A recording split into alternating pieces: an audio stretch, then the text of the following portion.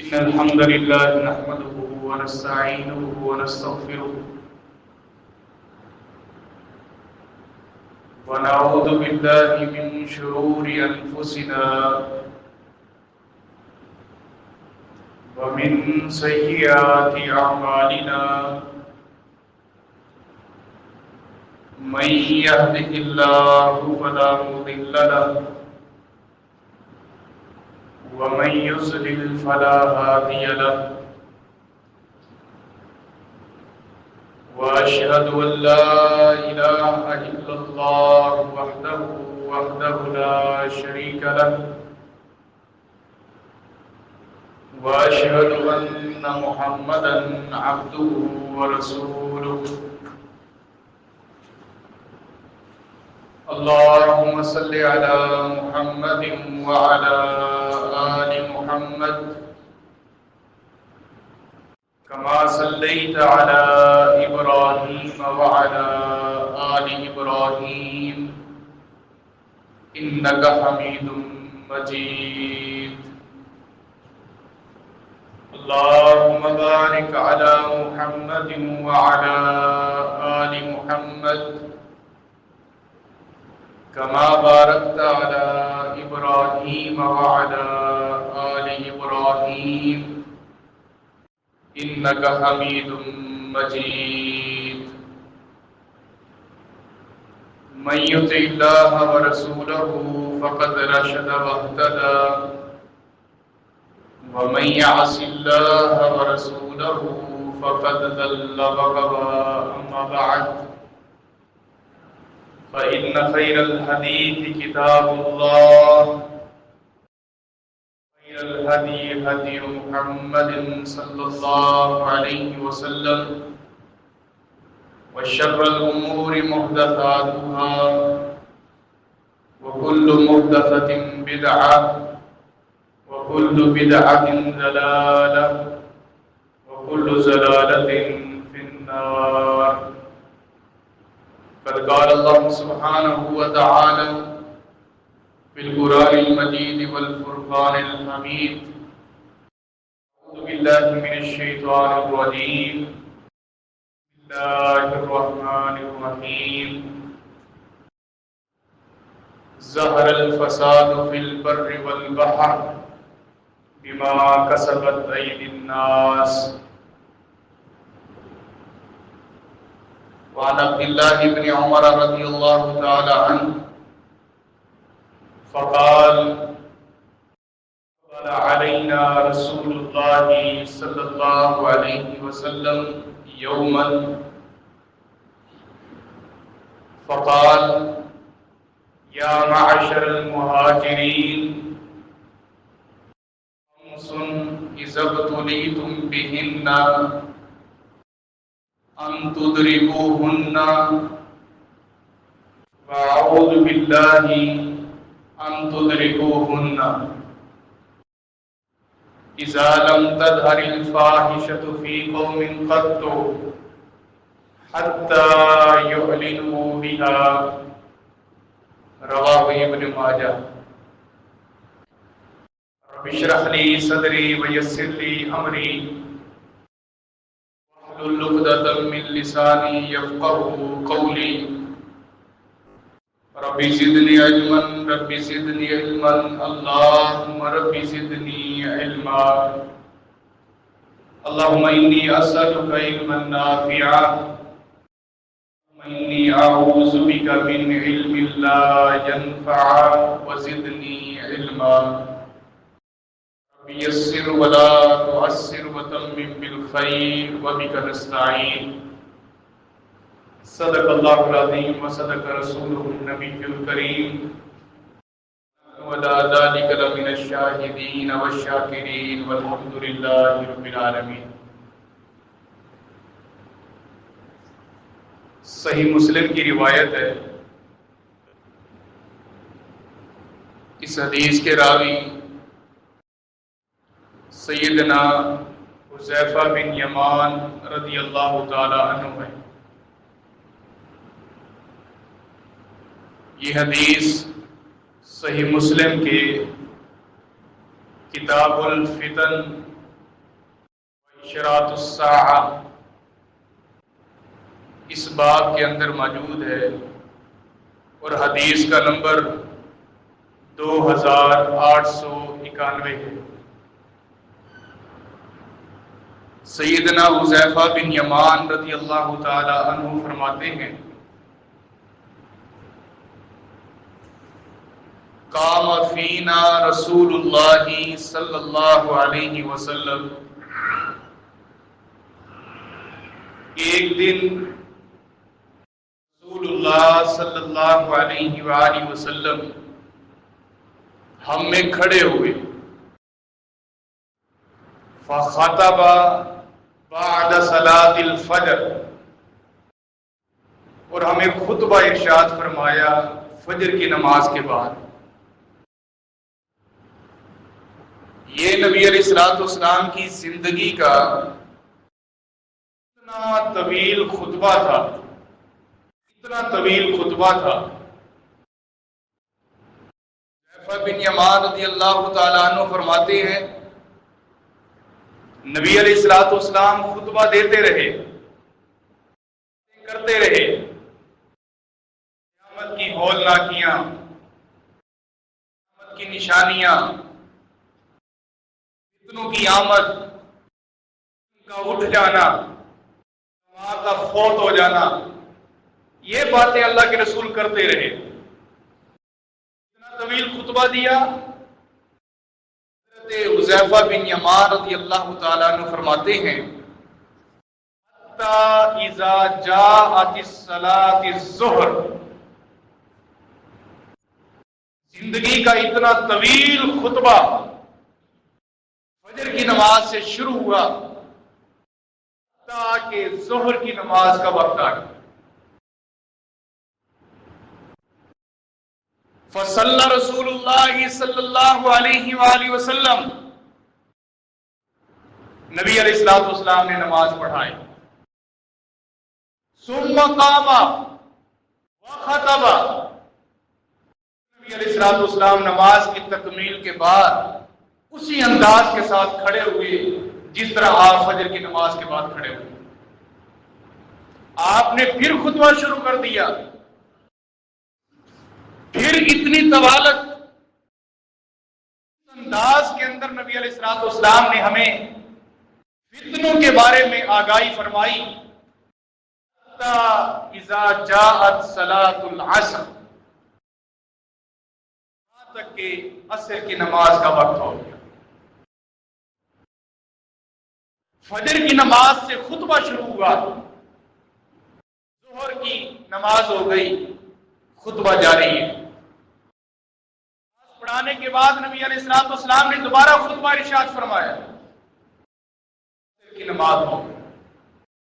یہاں پر ایک بات سمجھیے، نبی علیہ الصلوۃ والسلام کے صحابہ جن کو دنیا داری، تجارت، مارکیٹ، بازار بھی جانا تھا، ایک صحابی بھی اللہ کے رسول کے خطبے سے اٹھ کے گھر تک نہیں گیا۔ ایک منصوبے کے تحت خطبہ نہیں تھا کہ ایک دن پہلے اعلان کر دیا جائے کل فجر کی نماز کے بعد خطبہ شروع ہوگا، ظہر تک آپ نے بیٹھنا ہے، ظہر کے بعد شروع ہوگا، آپ نے عصر تک بیٹھنا ہے۔ اس کے باوجود بھی اطلاع کوئی نہیں، ایک صحابی بھی اپنے گھر بتانے کے لیے نہیں گیا کہ ہم اللہ کے رسول کی واعظ، آپ کی نصیحتیں سن رہے ہیں، ہمیں کام ہے، مسجد کے اندر بیٹھے ہیں، ہم ابھی نہیں آئیں گے۔ اس سے بڑھ کر بات، کسی صحابی کی بیوی، بیٹی، بچے مسجد کی طرف دوڑ کے نہیں آئے، خیریت تو ہے، گھر نہیں آنا؟ صحابی بھی دروازے پر آ کر اشارے نہیں کر رہا۔ کیا ہو گیا ہے؟ آج مسجد ہی بیٹھے رہو گے؟ آپ کی دوڑ صرف مساجد تک ہے؟ کسی صحابی نے ایسا انداز اختیار نہیں کیا۔ حذیفہ بن یمان رضی اللہ تعالیٰ عنہ کہتے ہیں، خطبہ نبی علیہ الصلوۃ والسلام دیتے رہے، آپ قیامت کی نشانیوں کا ذکر کر رہے ہیں، فتنوں کا ذکر کر رہے ہیں۔ من نسیہ فقد نسیہ، رسول نے جو باتیں بیان کی، جس نے بھلا دیا سو بھلا دیا، حافظہ فقط حافظہ، جس نے ذہن میں بٹھا لیا کہ کون کون سے فتنے اللہ کے رسول نے بتائے ہیں، تاکہ اس نے یاد کر لیا۔ میں سے کچھ باتیں میں نے یاد کی، کچھ باتیں عبداللہ بن عمر رضی اللہ تعالیٰ عنہ نے یاد کی۔ طویل خطبے کے اندر ایک حدیث، ایک جز اس خطبے کا ایک حصہ سنن ابن ماجہ کے اندر موجود ہے۔ ابن ماجہ کے اندر عبداللہ بن عمر رضی اللہ تعالیٰ عنہ کے حوالے سے نبی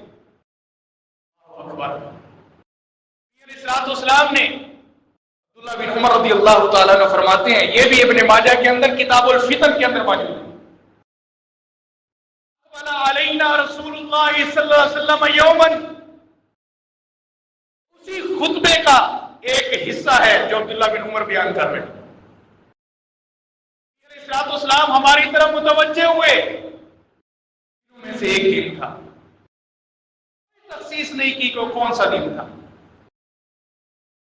متوجہ ہو کر نبی علیہ السلام نے سب سے پہلے الفاظ کیا فرمائے؟ یا معاشر المہاجرین، او مہاجرین کی جماعت، ہجرت کرنے والوں۔ نبی علیہ السلام کے سامنے انصار بھی بیٹھے تھے، آپ کے سامنے نبی علیہ السلام کے اپنے بھی بیٹھے تھے، نبی علیہ السلام کے علاوہ دوسری قوم والے بھی بیٹھے تھے، لیکن صرف مخاطب مہاجرین کو کیا۔ کیوں مہاجرین کو مخاطب کیا؟ وجہ سے کہ نبی علیہ السلام کا فرمان ہے، ہجرت کرنے کے ساتھ اللہ تبارک و تعالی سابقہ گناہوں کو معاف کر دیتا ہے۔ کسی گھمنڈ میں نہ آ جانا مہاجرین، ہجرت کر لی، اللہ نے سابقہ گناہوں کو معاف کر دیا ہے، اب جو جی چاہے ہم کرتے رہیں۔ کیوں سے نہیں، تم سے خطرہ ہے کہ ہجرت کر کے آئے ہو، تمہارے گناہ معاف کر دیے گئے ہیں، اب مزید گناہوں کی طرف نہ جانا۔ اللہ کے نبی علیہ السلام نے نشاندہی کی، ایک ایک گناہ کی نشاندہی کی، ایک ایک فتنے کی نشاندہی کی۔ اس حدیث کے اندر 5 گناہ اور ان کی 5 سزائیں رکھی گئی۔ 5 گناہ جب قوم کے اندر پائے جائیں گے تو اللہ تبارک و تعالیٰ 5 سزائیں بھی دے گا، اللہ ان کی گرفت بھی کرے گا، اللہ ان کو پکڑے گا۔ معاشر المہاجرین خمس ابتلیتم بہن، مہاجرین صحابہ 5 قسم کے گناہ ایسے ہیں، 5 قسم کے، اندیشہ ہے کہیں تم اس میں مبتلا نہ ہو جاؤ، وہ گناہ تمہارے جسم کے اندر داخل نہ ہو جائیں، کہیں وہ گناہ تمہاری سوسائٹی معاشرے کے اندر داخل نہ ہو جائیں۔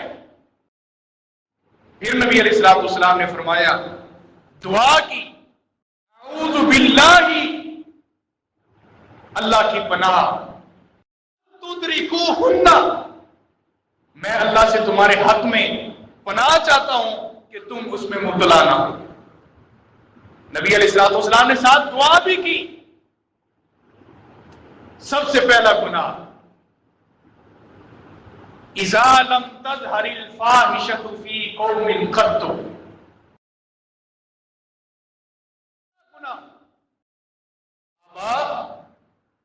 جب کسی قوم کے اندر فحاشی، بریانی، بے حیائی، خباثت عام ہو جائے،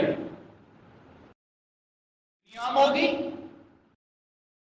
قدر عام ہوگی، حتی یعلنوا بہا، لوگ اس گناہ کو، اس جرم کو، اس خباثت کو، اس پلیدگی کو اعلانیہ طور پر کریں، اعلانیہ طور پر۔ ایک بندہ ایک جرم کی وجہ سے سلاخوں کے پیچھے جاتا ہے اور دوسرا مجرم وہیں پر موجود ہے، دونوں کی آپس میں بحث ہوتی ہے، کس گناہ کی وجہ سے جیل میں آیا؟ کہتا ہے کہ قتل ہو گیا، میں نے یہ گناہ کیا، یہ گناہ کیا، قتل کی وجہ سے آج سلاخوں کے پیچھے. دوسرا بدبخت اس کے جواب میں کیا کہتا ہے، اور تجھ سے تو گناہ ہی کوئی نہیں ہوتا. قتل میں نے تو پہلے ان کو گھر سے اٹھایا، 4 اوباش ساتھ لیے، زیادتی کی، گلا گھونٹا، ٹکڑے ٹکڑے کر کے پانی کے نشانے کر دیا اور پانی میں بہا دیا. تو نے جرم کیا کیا؟ صرف قتل کر کے آیا. یعلنوا بہا، اعلانیہ طور پر بتائیں گے کہ ہاں میں نے اس طرح جرم کیا ہے، ہاں میں نے یہ گناہ کیا. نبی علیہ الصلوۃ والسلام نے فرمایا جب کسی قوم کے اندر اعلانیہ گناہ پایا جائے گا. اب دوسری حدیث سن لیجیے. نبی علیہ الصلوۃ والسلام نے فرمایا اللہ میری امت کے ہر بندے کو توبہ کی وجہ سے معاف کر دے گا. کرے گا معاف کر دے گا. الا المہاجر، لیکن مہاجر کو معاف نہیں کرے گا. رسول اللہ صلی اللہ علیہ وسلم یہ مہاجر کون ہے؟ السلام نے فرمایا یہ میری امت کا وہ بدبخت بندہ ہے جو گناہ کرنے کے بعد لوگوں کو بتائے گا رات میں نے یہ اندھیرے کے اندر گناہ کیا ہے، میرا کچھ کرنا ہے تو کر لو. شرابیں پی جائیں گی، لوگوں کو بتایا جائے گا. زنا عریانی ہوگی، لوگوں کو بتایا جائے گا.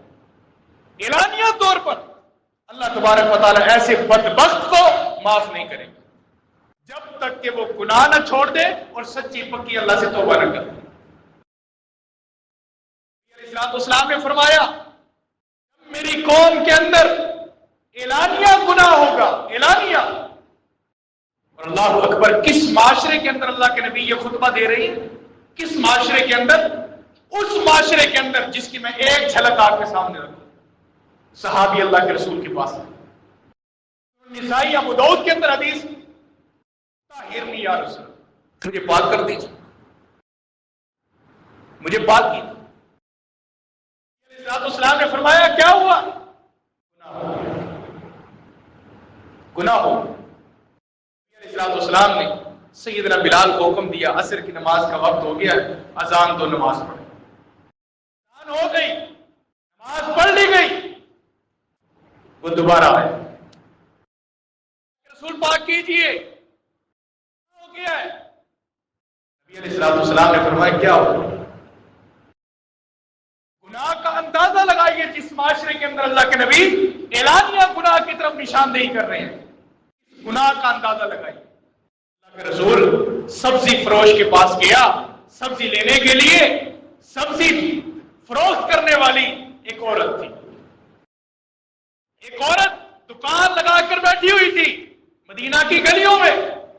میں سبزی لینے کے لیے گیا، سبزی لیتے اور دیتے ہوئے میرا ہاتھ اس عورت کے ہاتھ پر ٹچ ہو گیا. میرا ہاتھ اس عورت کے ہاتھ پر ٹچ ہو گیا، مجھے پاک کیا. اللہ اکبر. یہ صحابہ گناہ کا چھوٹا سا گناہ اندازہ لگائیے، لیکن اس معاشرے کے اندر اللہ کے نبی کس گناہ کی طرف اشارہ کر رہے ہیں. نبی علیہ السلام نے فرمایا هل قد صلیت معنا، کیا تم نے عصر کی نماز ابھی پڑھی ہمارے ساتھ؟ جی اللہ کے رسول پڑھی. نبی علیہ السلام نے فرمایا اللہ کا قانون ہے ان الحسنات یذہبن السیئات، نہ چاہتے ہوئے اگر غلطی ہو جائے تو اللہ نماز کے ذریعے، نیکی کے ذریعے پچھلے گناہوں کو مٹا دیتا ہے. یہ نہ چاہتے ہوئے تجھ سے ہوا، تیرے اختیار میں نہیں تھا، تیرا ارادہ نہیں تھا. میں عرض کر رہا ہوں کہ یہ اس معاشرے کی جھلک ہے جب عورت کے ہاتھ پر غیر ارادے سے ٹچ بھی ہو جائے تو وہ صحابہ کرام اللہ کے نبی کی عدالت میں آتے ہیں کہ ہمیں پاک کر دیں. اس معاشرے کے اندر اعلانیہ گناہ ہو سکتا ہے بھلا؟ اتنا حساس معاشرہ، اتنا بہترین معاشرہ اللہ کے نبی نشاندہی کر رہی ہے بعد میں آنے والے فتنوں کی. کہ جب قوم کے اندر اعلانیہ طور پر گناہ ہوگا تبارک و تعالیٰ کیا کرے گا؟ اس گناہ کی اب سزا سنیں. الا سلط علیہم الطاعون، جو قوم اعلانیہ طور پر گناہ کرے گی، اللہ اس گناہ کی وجہ سے ان میں کینسر طاعون کی بیماری کو عام کر دے گا۔ گناہ کی وجہ سے پکڑ ہوگی، اللہ اس گناہ کی وجہ سے ان کے اندر بیماری کو عام کر دے گا۔ گناہوں کا نتیجہ ہے کہ آج ہمارے معاشرے کے اندر ایک سے بڑھ کر ایسی بیماریاں آ گئی ہیں، ڈاکٹروں کے پاس چلے جائیں، ٹیسٹ کروا لیں، ایسی بیماریاں نکل آتی ہیں، حدیث کے اگلے الفاظ، اور اگر یہ بیماریاں اپنے بڑوں سے پوچھو گے تو بڑے کہیں گے کہ ہم نے اس بیماری کا آج تک نام تک نہیں سنا۔ ایک وقت تھا بھائی آپس میں ملتے تھے، کہتے تھے کیا حال ہے، کہتے الحمدللہ، اللہ کا بڑا شکر ہے۔ پوچھو کیا حال ہے، کہتے ہیں شوگر ہے، T B, hepatitis B C, کبھی آنکھوں کا مسئلہ، کبھی دل کا مسئلہ، کبھی گردے کا مسئلہ، کبھی کڈنی کا مسئلہ، کبھی کیا تو کبھی کیا، ایسی بیماریاں پھیل گئی ہیں جو ہمیں بڑوں تک نے آج تک نہیں سنی تھی۔ تو یہ ڈھیر عمر کے بزرگ اگر موجود تو ان سے پوچھئے بابا جان، دادا جی یہ بیماری کیا ہے؟ بیٹا میں تو نام بھی پہلی بار سن رہا ہوں، میں تو نام بھی پہلی بار سن رہا ہوں۔ یہ اس گناہ کی وجہ سے ہے کہ اعلانیہ طور پر گناہ ہوگا۔ آپ کہتے ہیں ہماری سوسائٹی کے اندر ابھی کچھ حیا موجود ہے کہ ایسے گناہ نہیں ہو رہے کہ اعلانیہ طور پر گناہ کریں۔ یہ خبیث موبائل جو ہماری اولاد کے ہاتھ میں آ گیا ہے، ذرا اس کو چیک کیجیے، کیا کانوں کو آگے شیئر نہیں کیا جاتا؟ یہ حیائی نہیں ہے، یہ سریعام نہیں، یہ اعلانیہ نہیں، ایک گندی ویڈیو نکلتی ہے اور کئی گھروں تک چلی جاتی ہے، اعلانیہ گناہ نہیں؟ منہ پر چہرے کے اوپر سنت رسول موجود ہے، لیکن صرف سوشل میڈیا کے اوپر لوگوں کے اندر فیمس ہونے کے لیے کنجر خانہ ٹھمکے لگا رہا ہے، یہ اعلانیہ نہیں ہے؟ تو اللہ تبارک و تعالیٰ سزا کیا دے رہا ہے کہ ان کے اندر کینسر، ان کے اندر طاعون کی بیماری کو میں عام کر دوں گا۔ ایسا ہو چکا ہے، اللہ کی ہم گرفت کے اندر ہے، اللہ ہم سب کو محفوظ فرمائے۔ دوسرا گناہ، علیہ السلام نے فرمایا کہ جب وَلَمْ يَنْقُصُ الْمِكْيَالَ وَالْمِيزَانَ، میری امت کے لوگ فتنوں میں سے ایک فتنہ، گناہوں میں سے ایک گناہ، میری امت کے لوگ ناپ تول کے اندر کمی کریں گے، ناپ تول کے اندر کمی ہو۔ کو اٹھائیے، شعیب کا ذکر اللہ نے زمین سے اٹھایا آسمان کی بلندی تک، پوری قوم کو، پوری بستی کو لے گئے، وہیں سے الٹا کر پلٹ دیا زمین پر، آج ان کا نام و نشان تک نہیں۔ وجہ کیا تھی؟ ان کے اندر یہی بیماری پائی جاتی تھی۔ وقت کا نبی بھی موجود تھا، سمجھاتا تھا، نصیحت کرتا تھا، لیکن ناپ تول کے اندر کمی سے بات نہیں آتے تھے۔ دینے کا بھاؤ کچھ اور ہے، دینے کا بھاؤ کچھ اور ہے۔ جب کسی کو کوئی چیز دینے کے لیے جاتے ہیں تو ہمیں احادیث کے انبار لگا دیے جاتے ہیں، اگلے بندے کو نصیحت کرتے ہیں، ناپ تول کے اندر کمی نہ کیا کر، پورا وزن کر کے دیا کر، جتنا بھاؤ بنتا ہے اتنا دیا کر۔ جب ہم خود دے رہے ہوتے ہیں کمی کر کے دیتے ہیں اور اس پر بھی ہم دلائل دے رہے ہوتے ہیں، گناہ پھر اس پہ سر چڑھ کر دلائل دے رہے ہوتے ہیں۔ وَلَمْ يَنْقُصُ الْمِكْيَالَ وَالْمِيزَانَ، جب ناپ تول کے اندر میری امت کے لوگ کمی کریں گے کیا ہوگا؟ إِلَّا سُلِّطَ عَلَيْهِمْ جَوْرُ السُّلْطَانِ، پھر ان کے اوپر ظالم حکمرانوں کو مسلط کر دیا جائے گا۔ پھر حکمرانوں کو ان کے اوپر مسلط کر دیا جائے گا۔ کیا کریں گے؟ گناہ کیا ہوگا؟ ناپ تول کے اندر کمی کریں گے۔ ہم ناپ تول کے اندر کمی کر رہی ہیں، ایک سونے کی دکان سے لے کر، بلکہ ایک ریڑھی کی دکان سے لے کر، ٹھیلے سے لے کر، جو آج کے دور کے اندر ہم نے تو کانٹے بھی ایسے رکھے ہوئے ہیں، میزان ہی ایسے رکھے ہوئے ہیں جس کو کمپیوٹرائز بولتے ہیں. بیچارے دیہاتی بندے کو تو سمجھ ہی نہ آئے کہ بےایمانی ہوئی کہاں سے. عام بندے کو سمجھ ہی نہ آئے. ہم نے تھوڑے سے اشاریے ہی چینج کر کے تجھے بیوقوف بنا دیا. تول کے اندر جب کمی کریں گے اللہ جابر حکمران مسلط کر دے گا. کیا آج ظالم حکمران ہم پر مسلط نہیں؟ امیر المومنین کا نقشہ دکھا رہے ہیں ہمیں حکومت والے. پھر فرمایا وشدت المعونہ، دوسرے نمبر پر رزق کی تنگی ہو جائے گی. لوگ ناپ تول کے اندر کمی کریں گے، ناپ تول کے اندر بے ایمانی کریں گے، اللہ تبارک و تعالی رزق کی تنگی کر دے گا. اس قوم کے اوپر آٹے کا بحران نہیں ہے، قوم کے اوپر چینی کی مہنگائی نہیں ہے. چھوٹا سا گھر 3 افراد پر مشتمل، بیٹا ہے، ماں ہے، باپ ہے، اپنا گھر نہیں چلا سکتے. اس کی تنگی ایسے ہوئی پوری مائیں راشن کارڈ لے کر قطاروں میں کھڑی ہوئی ہے، شام ہو جاتی ہے لیکن اس کو ایک آٹے کا تھیلا تک نہیں ملتا. آگے جو ہمارے مسلمان بھائی بیٹھے ہوئے ہیں جب تک 200-400 روپے مٹھائی کے نہ دیے جائے تو وہ کسی کا کام تک نہیں کرتے. غریب کو زندہ لاش بنا دیا گیا ہے. جور السلطان شدت المعونہ، ان کے اوپر جابر حکمران مسلط کر دیے جائیں گے.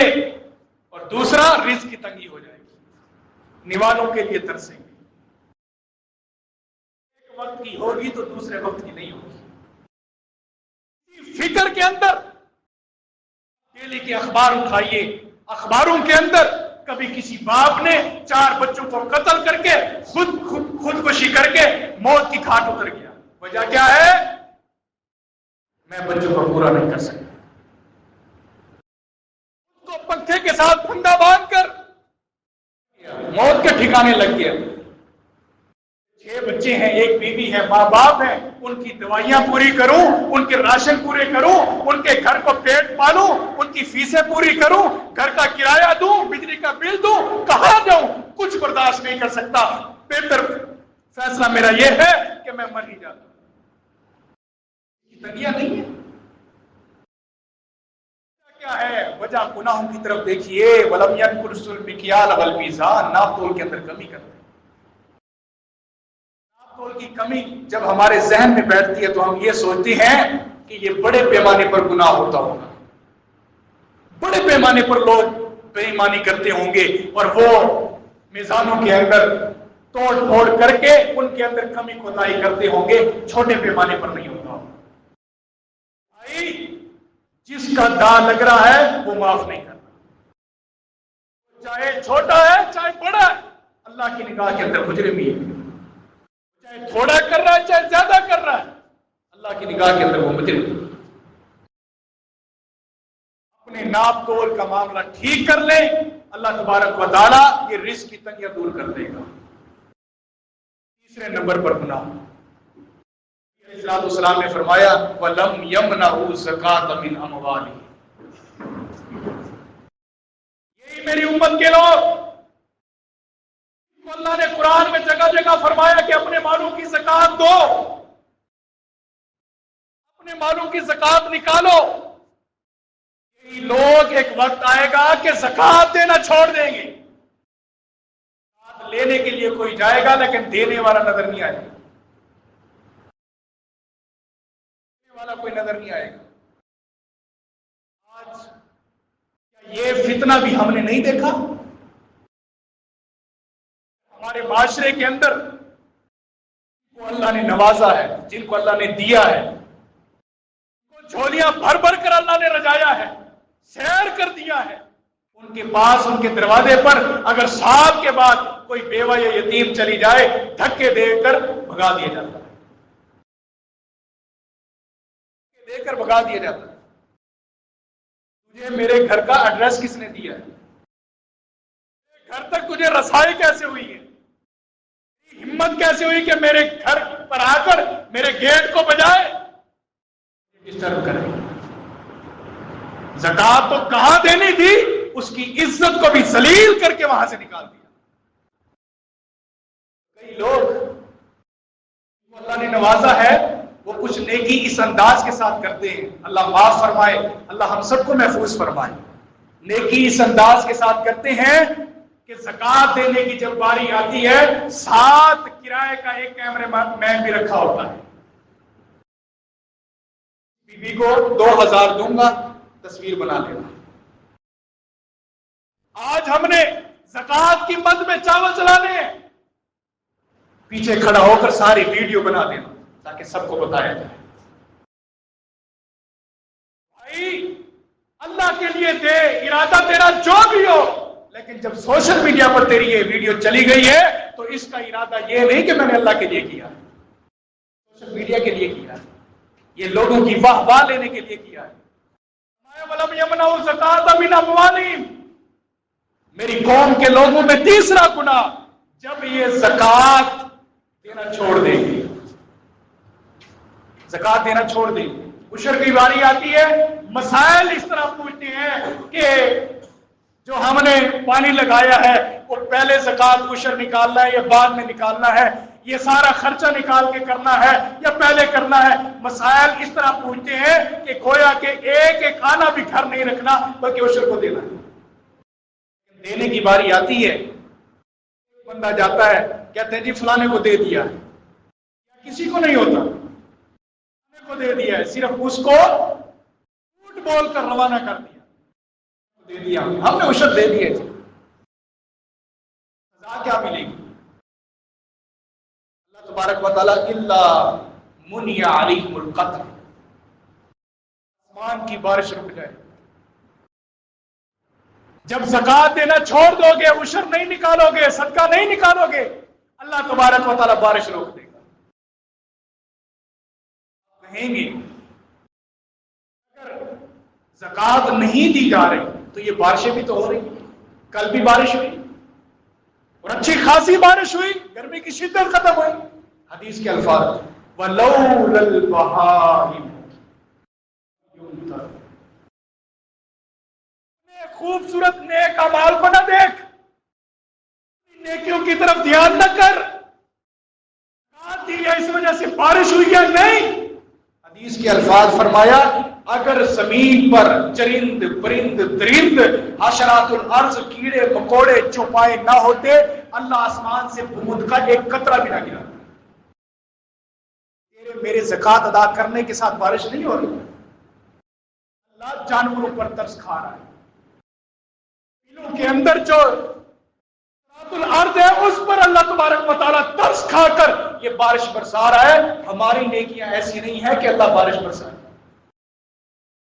زکات نہیں دو گے اللہ تبارک و تعالیٰ آسمان سے بارش روک دے گا، اگر بارش بھی آئے گی فصلوں کو برباد کرنے کی، بے موسمی بارش، فصل کو ضرورت تھی، دعائیں مانگ مانگ کے تھک گئے، بارش نہیں۔ ایک مولانا صاحب کے پاس بندہ آیا، اس نے کہا صاحب کافی عرصہ ہو گیا ہے بستی میں بارش نہیں، دعا کیجیے۔ چلے ٹھیک ہے، عصر کی نماز کے بعد بارش کی دعا کرتے ہیں۔ رقم اپنی جیب میں ڈالی، 5000 کا نوٹ یا کچھ زیادہ، نماز کے بعد انہوں نے اپنے جائے نماز سے اس طرح جائے نماز کے نیچے سے نکالی اور کہا کہ بھائیو نمازی ہو، یہ 5000 کا نوٹ جو ہے مسجد کے باہر پڑا تھا، یہ کس کا ہے؟ لمبی داڑھیوں والے بھی اٹھے، حاجت گزار بھی سامنے آئے، اور جو نہ سنتیں چھوڑتے تھے نہ فرض چھوڑتے تھے صف اولا کے نمازی بھی آئے۔ کسی نے کہا کہ حضرت جی میرا ہے، یہ نوٹ میرا ہے، کسی نے کہا یہ نوٹ میرا ہے، کسی نے کہا نوٹ میرا ہے، ایک بندہ بھی ایسا نہیں تھا جس نے انکار کیا ہو، سب کہنے لگے، دعوے دار بن گئے کہ میرا ہے میرا ہے۔ انہوں نے واپس وہ جیب میں ڈالا، یہ کسی کا نہیں ہے، اللہ کا خوف کرو، اسی وجہ سے بارشیں نہیں ہو رہی۔ اسی وجہ سے بارشیں نہیں ہوئی۔ نوٹ کے اوپر ہمارا ٹگمگا جاتا ہے اور اللہ سے رحمت کی بارشوں کی دعا کرتے ہو۔ نوٹ کے اوپر تمہارا ایمان کس طرح پھسل گیا۔ اللہ سے گناہوں کی معافی مانگو، لوگوں کے حق کھانا چھوڑ دو، اللہ بارش برسا دے گا۔ لوگوں کا حق ہے، زکوٰۃ جس کی ہے اگر اس کے پاس نہیں کی، خود استعمال کی ہے تو حرام ہے، آپ کے مرتکب ٹھہرے۔ لوگوں کا حق تھا، لوگوں کی میل کچیل تھی، وہ لوگوں تک نہیں جانے دی، خود ہی ہڑپ کر کے خود ہی کھا گئے، تو اللہ نے بارشیں بھی پھر روک دینی ہے۔ ٹائم کی قلت کی وجہ سے یہ دو